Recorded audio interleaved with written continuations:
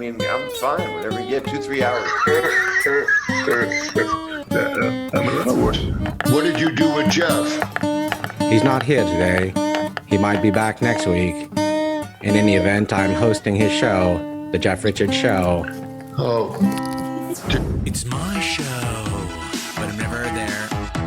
It's on and maybe underwear, women's underwear, and you have a rag, and you're just wiping down different things, and it looks like you're in New York City, and you're just been cooked the Papillon diet, and I'm dreaming of going back to Rome.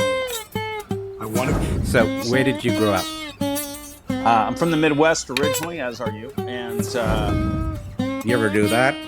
Because the way you say it, and see if you can stand on those feet that have been knocked around a bit.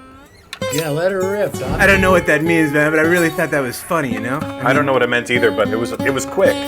Sometimes when it's quick, What benefits do you get as a clinical psychiatrist? I was 28 and he was... Red Lobster in Springfield Avenue. Extrasensory perception. They jar. I got into composing and arranging and music. Can you ready up?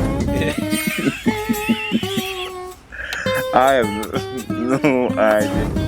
my show. Killing it for you, boy.